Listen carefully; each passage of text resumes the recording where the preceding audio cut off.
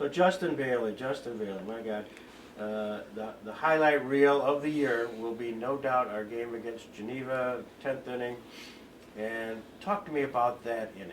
Yeah, that was a wild one because not only did we come back that inning, but we came back either the inning before or 2 innings before that. It was a game where our team, we were struggling with hitting, or just not really hitting, but just having that one big hit to really score the runners. Because I just remember we left on so many base runners. I know I left on at least 3 or 4 every time I came up. So that one, and then the ending was just absolutely wild. Getting on with literally a pop up that barely made it out of the dirt, out of the box. It was a 20-foot single. I know, it's crazy. And then I was able to just steal second, and then a couple pitches later, I was stealing third, and then swimming home somehow.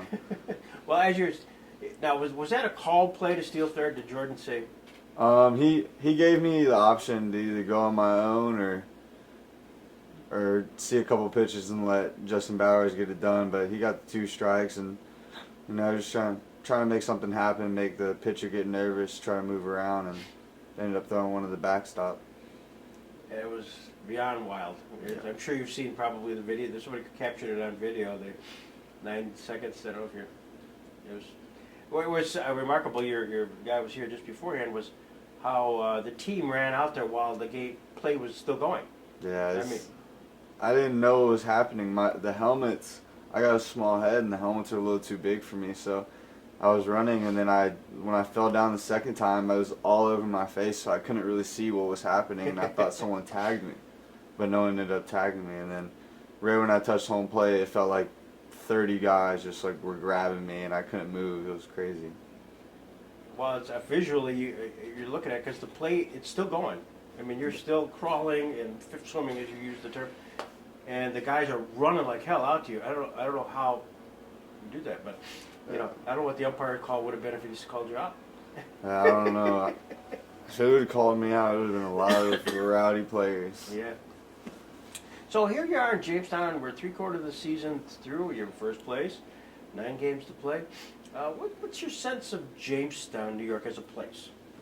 It sort of reminds me a lot back in my school. It's a little smaller town, sort of just a real simple place for me. It sort of fits just like when I was back at school for me. And have you had a chance to see much of the community? We've driven around. We've seen a lot of people, but the main place that we go is usually 7-Eleven before the games. Either get a snack or get an energy drink, and those ladies in there are amazing. They're always asking us how we did at the games or where we're going to play today, and it's really nice. So the 7-Eleven right here on... Yes, sir. Okay, got it. The field itself, here you are at Dietrich Park. You've obviously played a lot of fields elsewhere as well as in this league. What's your sense of this? I mean, I've been playing on a turf field for the past 3 years, and being able to come play on a nice dirt field is especially probably the best one in the league. I mean, I know definitely in our division it's the best one in the league, and it's just amazing all the work that the guys put into it. It's just to wake up in the morning, look out the window, and see that nice field. It's just so great that you get to come out here and play on it every day. You are known as an energetic guy. You know, kind of the glue that kind of keeps things going and make it happen. Does that come natural? Is that something you've done all your life? It's just something that's sort of been passed down through my years in North Georgia. There's always been a couple guys that have just been really energetic, and I just had to sort of embracing it because I knew I had it in me that I needed to do it. It's just whether you wanted to be sometimes the guy that wants to be the jokester or the guy that is just always goofing off, but at the same time, the times that I'm goofing off, I'm trying to build that team chemistry that our team has because I know everyone's noticed, but our team chemistry here for the 8-9 weeks that we've been here, it's been absolutely crazy. It's been amazing to see how close that some of these guys have gotten. Yeah. So as far as your best Jordan Brazil story, what might it be? I don't know. Me and him are we're a lot alike. I really like him because I feel like, actually, I would say bowling. He is an absolute dog at bowling. He always wants to beat everybody, and I actually didn't make it to the championship round, but I actually wanted to play one more game, and I bowled one higher than all the other guys, so I'm going to take the crown on that one. Okay. Well, yeah, if you didn't know better, Jordan, that's what he's in our area. He's, you know, Fredonia College Hall of Fame baseball player, but he's a hell of a bowler. Oh, yeah. So he brought you into something he's really good at. I know, he was really talking his trash against us, and it was so funny to see Oh, that. trash. Nice. Good. Now, Dr. Carlo, Secrets of Champions, has that been part of your routine at all?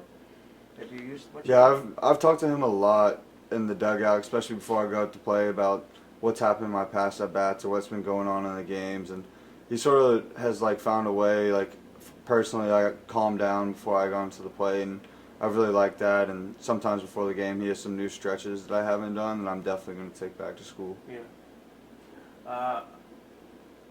Highlights so far, aside from the Geneva game. I mean, let's just that was beyond belief. But any other kind of notables? I'll honestly just say the bond that I've with some of these guys on this team. Some of the guys that, you know, you show up the first day and it's like, oh, I don't know if I'm going to get along with them for these long times. And then turns out a couple days later you go on the road with them for 5 days and you come back and it's like you've known each other for your whole lives. Yeah. And I would say that's something that I've really appreciated coming up here. So you knew you were coming over here today. Was there a question you expected me to ask that I haven't? No, I wouldn't say so. I think you covered a lot. So here you are. We wish you the best of luck, and thank you for coming over, Justin. Thank you. And by the way, you posed for, you don't may have no reason to remember that, but after the game, Geneva game, you came back on the field to get your helmet, and my 2 little grandkids were there, and you posed with them by the plate, and they were there, you know, just totally dirt. Yes, sir. That made their days. That's big time. So thank you for doing all that. You're welcome. You're welcome. Thank you.